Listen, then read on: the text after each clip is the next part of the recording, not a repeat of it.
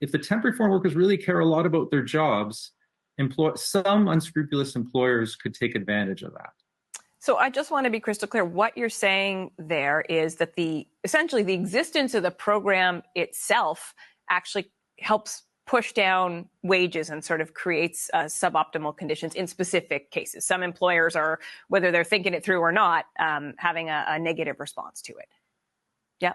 Yeah, I think at the very least it slows wage growth, but it could lower wages. And I think there's reasons to think that that's happened from looking at the history. Now, you were listening to the interview with the minister. You heard him say, great on a chalkboard, this idea of abolishing the program or certainly the low wage stream. But in reality, it would mean people losing their jobs, and some of these businesses simply cannot find Canadians. What do you say to that argument? Well, some people could lose their jobs if companies are failing, right? So I think the most likely thing that would happen if we eliminated the temporary foreign worker program. You see, the issue here is that when you are a leader, you need to lead and set example.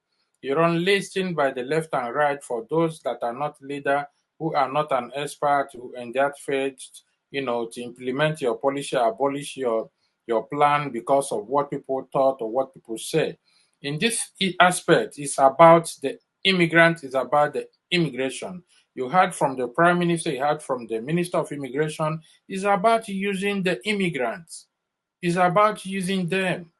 You can hear the Prime Minister say, okay, they are no longer needed. The need was when there was a COVID-19 pandemic, but now those workers are no more needed. This is not how to treat immigrant for country who proclaim to created the image of allowing immigrants into the country. If they do not want to have a permanent program or permanent policy, why recycling them? And this is what I've been talking about even before the report of United Nations came out. Now it's about election. Election is almost a year around the corner. Now, immigration issue or immigrant will be what will be used to campaign for the election. And after the election, they will slack back. Now they are talking about legalization of illegal immigrants for how many years, using a script and crafted manner, treating immigrants. Those people are human beings. A lot of people came to Canada. Not everybody came on illegal way. There are so many genuine immigrants came here, want to settle, that they want to move on with their family. Why separating those families that they cannot see their family again? They cannot be able to, communicate, see their family or sponsor them or bring them here. Why is that backlog? Why is that crafted immigration policy? Why is that recycling of immigrants?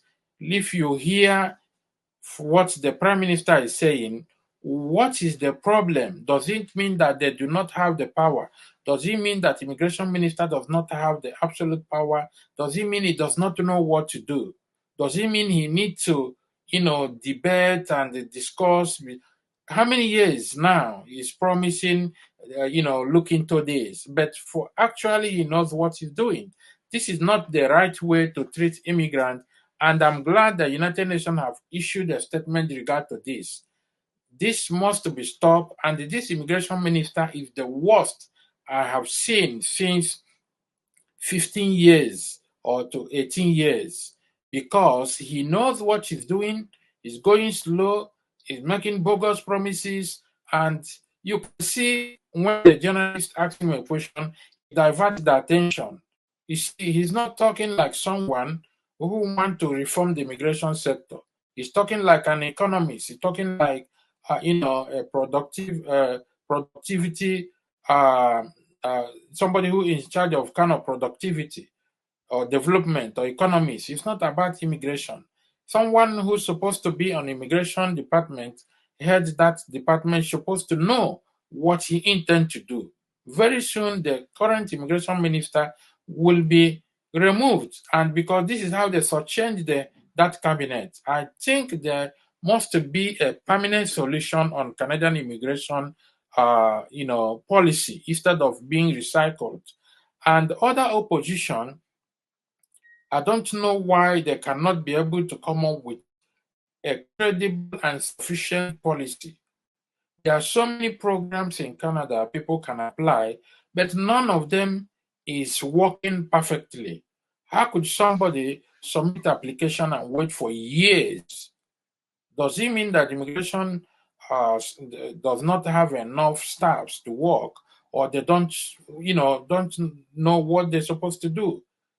I'm saying that the minister, if he cannot be able to do what he's supposed to do, probably he should resign instead of speaking like a minister of finance, other than immigration minister.